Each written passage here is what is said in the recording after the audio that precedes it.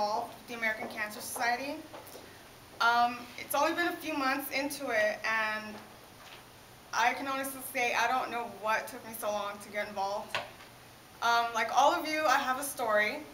People call my story inspirational. Others say it's sad, it's unfortunate. I see it as the slap in the face that I really needed. In the summer of 2004, I was diagnosed with bone cancer. I was 19 years old and doing nothing with my life. The day I was diagnosed, all I could think about was how my social life was going to be affected by this. Can you still drink alcohol while you're on chemo? Can I still smoke? Can I still go out to parties? Chemo won't make me that sick, will it? Well, for those of you who've had chemotherapy, you know that it's almost impossible to do the things you love while you're on it. For those of you who haven't had it, all I can say is that chemo pushes you so close to death that you can almost touch it.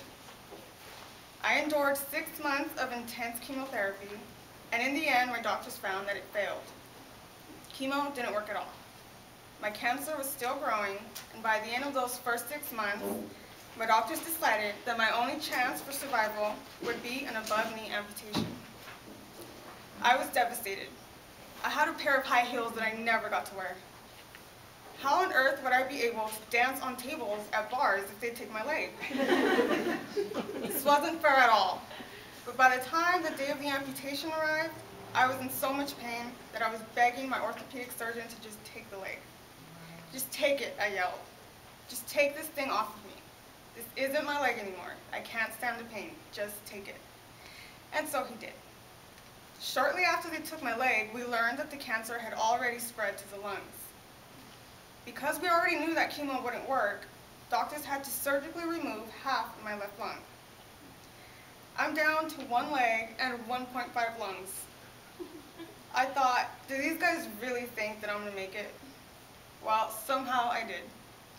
My team of doctors worked their butts off to save my life. So now that the nightmare was over, I thought, okay, what do I do now? The cancer had become such a big part of my life, and once I was told that I was okay, I just felt lost. Like, what am I going to do now? Party? Go to school? Work? I eventually went back to school, and for the first time in my life, I had a mentor. A woman by the name of Karen Kelly, sitting right there, made me realize just how important it's going to be to have a college education. Yes, I spent a lot of time in the hospital, and the last place I wanted to be was in a classroom listening to a professor talk about stuff that I didn't even care about. But with her help, I snapped out of my lazy party girl phase. Now, a few months ago, I received a call from my good friend Evelyn.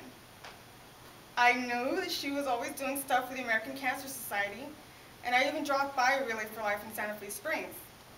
I thought it was pretty cool. I thought maybe one day I'll do one of these. I don't know. Recently, Evelyn called me and informed me that the city of Paramount will have their first ever relay. She mentioned that she's forming a committee and asked if I would like to join. I knew instantly that aside from college, this was what I should be doing. This would be my way of really giving back. I am now the Survivor Chair for the inaugural Relay for Life in Paramount. Yay.